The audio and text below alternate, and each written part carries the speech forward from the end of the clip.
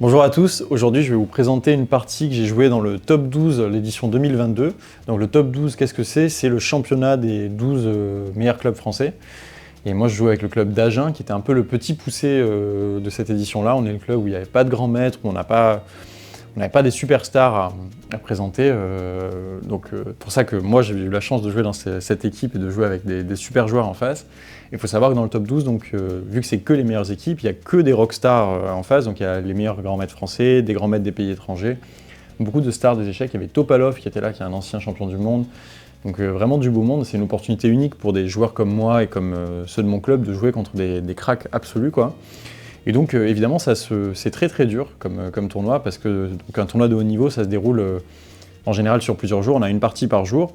Donc on est en équipe, on est concentré à 10 joueurs, les équipes c'est du 8 contre 8, mais on est concentré à 10 dans une maison ensemble, où on se prépare tous les matins ensemble, on fait du sport ensemble, et l'après-midi on arrive sur l'échiquier, et quand on est un petit club comme Agen, souvent on se fait rétamer l'après-midi, le soir on souffre ensemble dans des repas et en buvant des coups, et c'est quand même plutôt sympa, et le lendemain il faut repartir au charbon, le matin il faut repréparer une partie contre un maître ou un grand maître, et aller défendre péniblement une finale avec un pion de moins l'après-midi pendant plusieurs heures. Et voilà.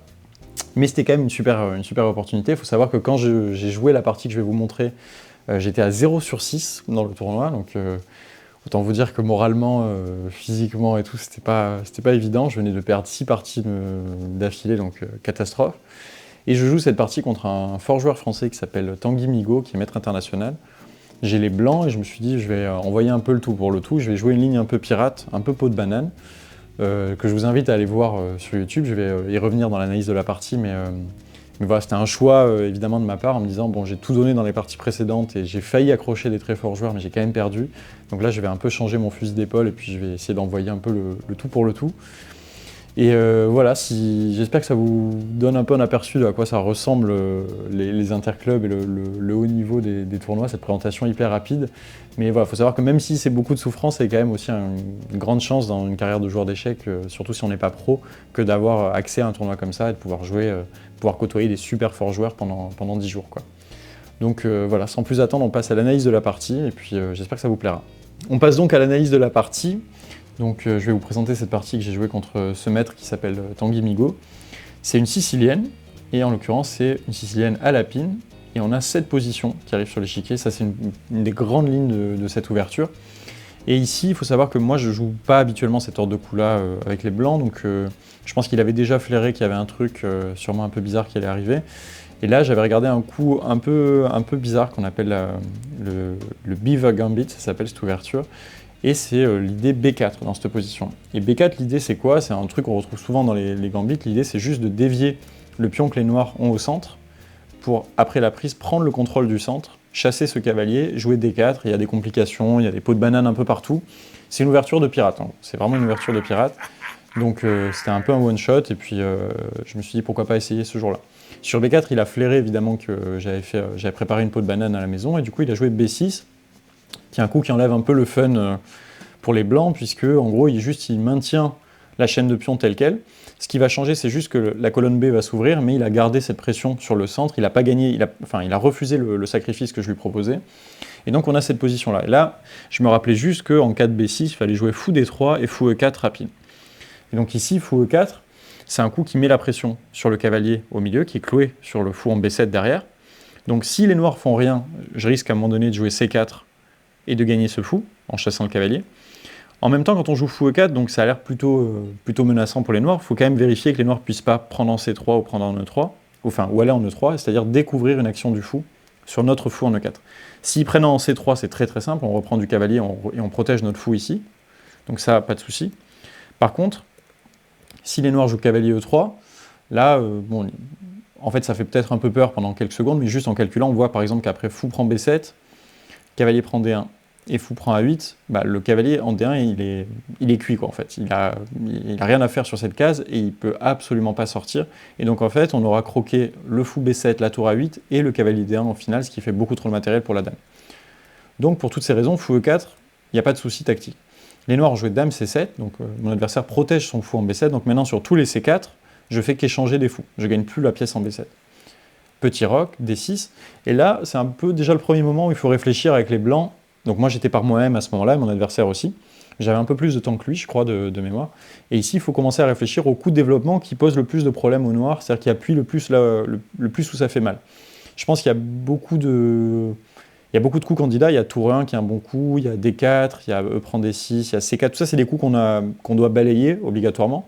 Mais il y a un coup qui moi a plus attiré mon attention, c'est l'idée que ces deux pièces-là, le pion D6 et la dame en C7, je peux les attaquer, on va dire, d'un seul coup de développement, et c'est grâce au coup cavalier A3. Et pourtant, le cavalier A3, normalement on sait qu'on dit que le cavalier au bord, cavalier mort, mais en fait ici, le cavalier il ne va pas s'éterniser en A3, il va passer soit par B5, soit par C4, il va avoir une action rapide sur le centre ou sur les pièces des noirs. Mon adversaire a pris en E5, cavalier B5 attaque la dame, dame C8, donc la dame reste au contact du fou, parce que si elle ne reste pas au contact du fou, j'ai toujours ce C4 qui croque le fou en B7, et sauf que vu que la dame a reculé d'une case, maintenant je peux récupérer mon pion en E5. Et donc si on fait un premier bilan de la position, là, on voit que les noirs ils ont bougé la dame 2 fois, moi j'ai installé mes pièces dans le camp des noirs, je menace peut-être plus tard de jouer D4 et d'avoir un cavalier qui est bien centralisé en D4, en E5, pardon. Et donc cette position, elle commençait à me plaire plutôt pas mal là, ici avec les blancs, mais il faut éviter que les noirs puissent revenir dans la partie. Et donc là, il a cherché à accélérer son développement pour essayer de régler ses problèmes. Il a joué cavalier C6. Et là, pareil, il faut réfléchir assez logiquement. C'est-à-dire que là, les noirs, ils proposent, il y a une série d'échanges, il y a toutes ces pièces qui sont en prise pour l'instant, sauf le fou E4, mais je veux dire, tout peut s'échanger. Et donc, il ne faut pas se prendre les pieds dans le tapis, il faut essayer de jouer de la manière la plus simple possible. La manière la plus simple possible, c'est, moi j'ai roqué, mon adversaire n'a pas roqué, et donc je vais essayer d'ouvrir la colonne E.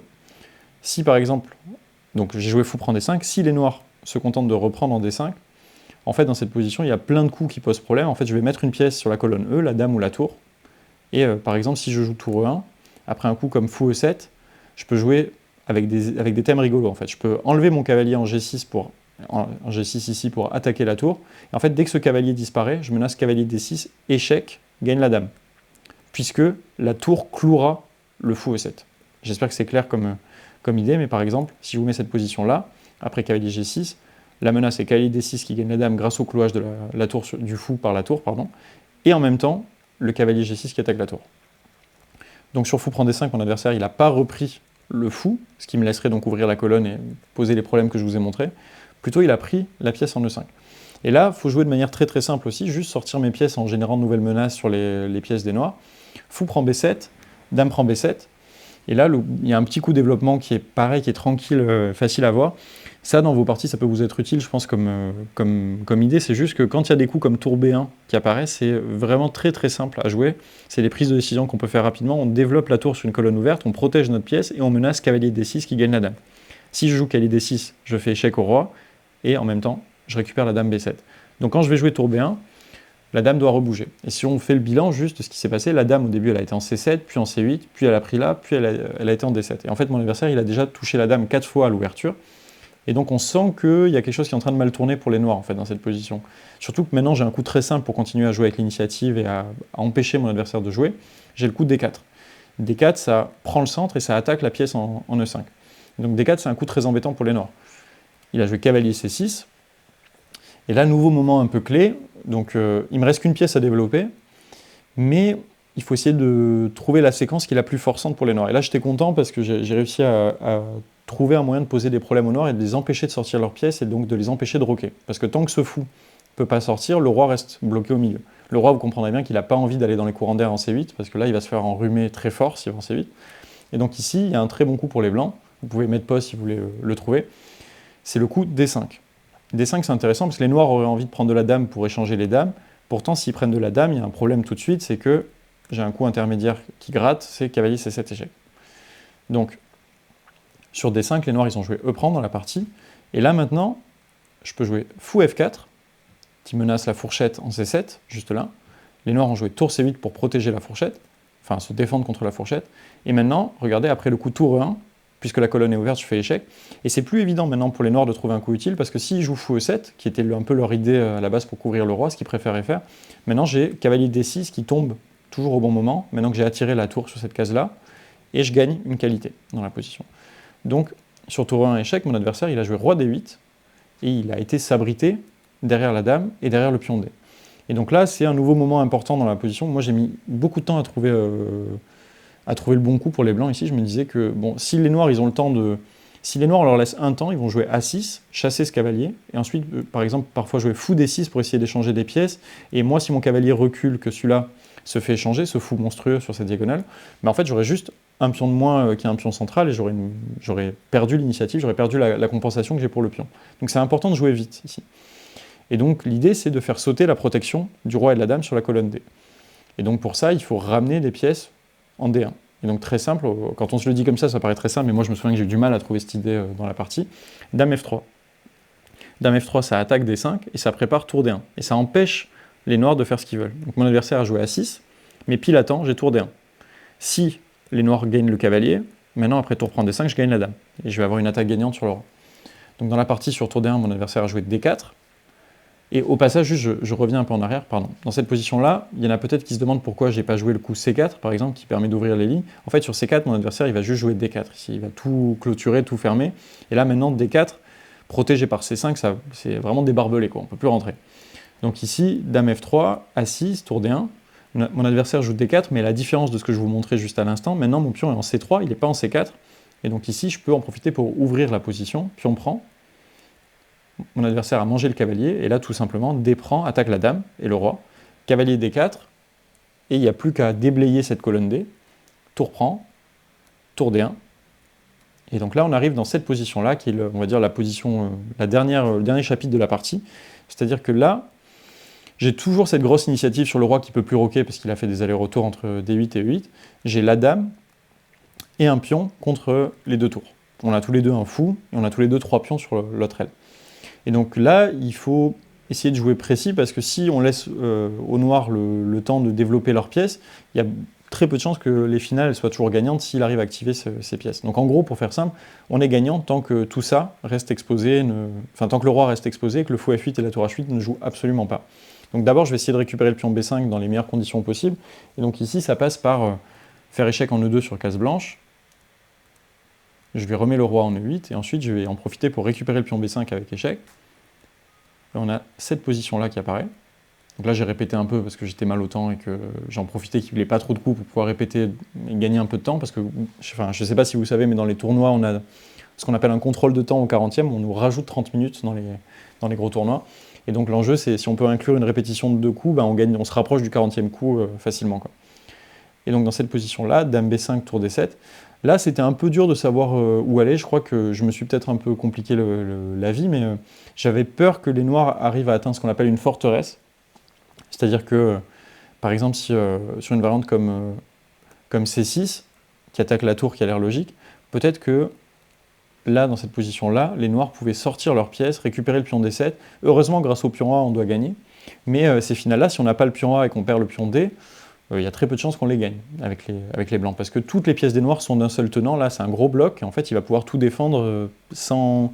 Alors, je vais sûrement lui poser des problèmes, etc. Mais je voyais le moment où j'arrivais pas à la gagner, quoi. Donc ça m'a fait un peu peur. Et donc dans cette position, j'ai cherché le coup le plus tranquille. Puis je me dis, lui, il peut pas trop toucher à grand-chose. Donc j'ai essayé de trouver un coup pour l'empêcher de jouer. Je me suis dit, il y a beaucoup de variantes où s'il récupère ce pion D, c'est-à-dire s'il échange une fois, que plus tard il arrive à le récupérer, il menacera mat sur la dernière rangée. En même temps, son seul plan ici, si vous mettez à la place des noirs, c'est pas évident là pour les noirs. Le seul plan, c'est de jouer H5 et tour H6 pour développer la tour, puisqu'il peut jamais roquer. S'il essaye de se déclouer en jouant roi D8, il y a toujours Dame B8 qui fait mat en 1. Donc il n'a pas le droit de se déclouer avec le roi, donc en fait voilà, sa seule vraie idée c'est de jouer un coup comme H5. Et donc je me suis dit je vais essayer d'anticiper sur ça, je vais jouer H4, où je me donne une case de fuite pour mon roi, et surtout s'il fait rien, s'il joue un coup comme F6 pour jouer par exemple peut-être plus tard roi F7, ou je sais pas, pour essayer de jouer un coup, je vais jouer H5 moi-même, et la tour jouera jamais, la tour en H8. Donc H4, fou prend, puis on prend, et là maintenant, entre guillemets, il n'y a plus qu'à attaquer le roi parce qu'il y a trop de faiblesses partout. C'est-à-dire que le roi est tellement exposé que c'est assez facile de générer des menaces sur le roi et sur les pions. Donc Dame E5 échec, attaque ici, attaque le roi, roi F8, Dame C3, je menace de gagner la tour en C8, donc tour D8, Dame C7, tour A8 et D7, et il n'y a plus rien à faire pour les noirs pour empêcher toutes ces menaces-là. Et donc la partie s'est arrêtée ici au 41e coup. Mais voilà, je pensais vous montrer cette partie puisque certains m'ont demandé de montrer mes plus belles parties, donc ça je pense c'est ma plus belle partie. Mais voilà, encore une fois, c'est une partie dans ce tournoi qui comptait 11 rondes, si je dis pas de bêtises, et c'est la seule bonne partie pratiquement de ce tournoi, puisque sinon c'était beaucoup de souffrance et beaucoup de défaites. Mais voilà, j'espère que cette partie vous aura plu. Moi, ça reste un très bon souvenir d'avoir gagné cette partie. Puis je vous dis à bientôt.